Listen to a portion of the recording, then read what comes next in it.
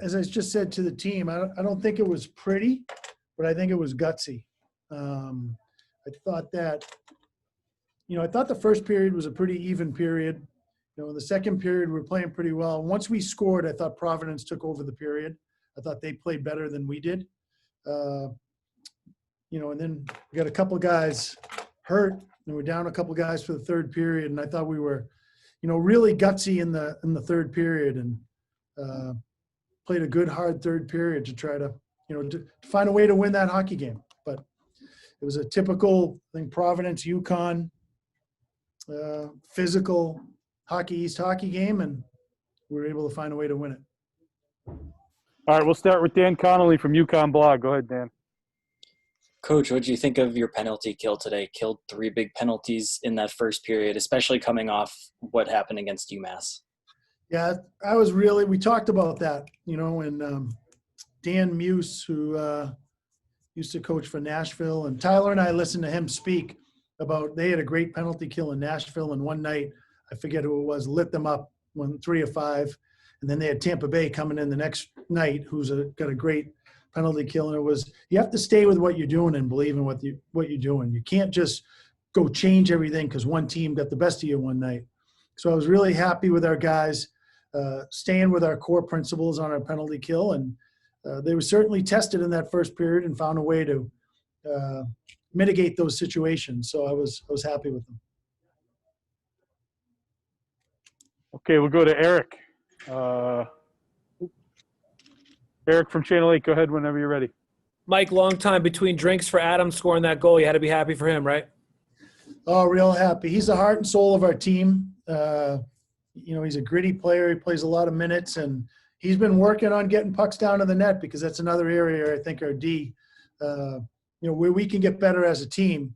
And he put a lot on that, and I thought it hit something. I'm not sure. But he found a way to get it past that first layer, and good things happen when you get those pucks down to the net. Okay, we'll go to Jerry. Go ahead, Jerry. Thanks very much, Bill. Coach, Johnny Evans, what a strong game. When you talk about a 200-foot hockey game, I think he played 210 feet today. I'm surprised he wasn't on the bench making line changes. He had a strong line at both ends of the ice for UConn. He has too all year long. He's put in did a major commitment over the summer, and he's worked hard with our strength coach Mo Butler, and he's a lot stronger than he was when he first got here, and he's playing a lot of minutes for us.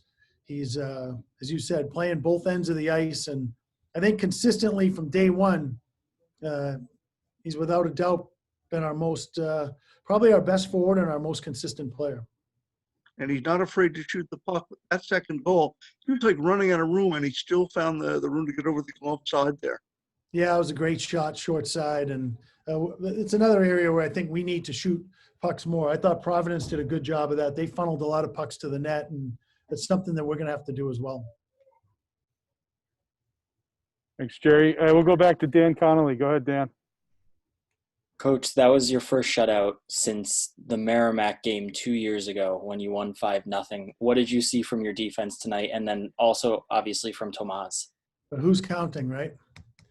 I thought Tomas was solid. I thought he made the first saves look pretty easy. Providence did hit a couple pipes. I thought Thompson's in the first period was a grade A chance we can't give up, and Tomas came out to challenge him, and luckily I'll have to watch it on tape, hit the pipe. But I thought he did a very good job of controlling his rebounds, stopping the first shot, and defensively, we didn't let him get too many second whacks at the puck. So too many shots for my liking, but it's an area where I think as long as it's one and done and not continual whacks at the puck, you can survive that a lot of times. And Eric from Channel 8 again. Go ahead, Eric. Like over the last 5 days of practice, any sense of urgency? Just kind of keep what you're doing. I mean, this is a really good win for you guys today. I feel like you needed that, right? Yeah, I mean, we've it's been such a, as I said, fractured year and different year where, last week we found out we were playing basically, 3 games in a week. We didn't know who our opponents were going to be, and all of a sudden, hey, you're going to play Lowell on Monday, and you're going to play UMass on Wednesday, and Providence on, the following Monday. And it's just, there's no rhythm to the season, but I think that's, everybody's in the same boat. It's not like it's exclusive to UConn. It's everybody's in the same boat, and you have to find a way to,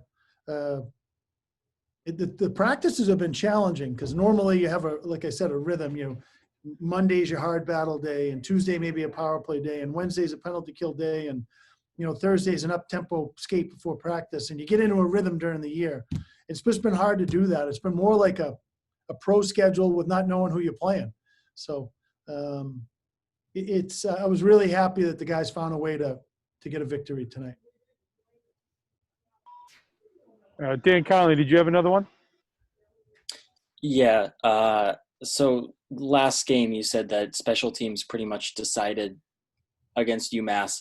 And then today you have the 3 penalty kills, but also at the end of the game, Providence gets that major penalty, which puts them down a player for the last 2.5 minutes. And then they get another penalty in there. So how important was it for you guys to be able to close out the game and play smart hockey in the final few minutes? It was great. That wasn't your typical power play because, you have a 2-goal lead, and we certainly put our first group out there. We wanted to win the hockey game and score, make it 3-0 and try to put the game away.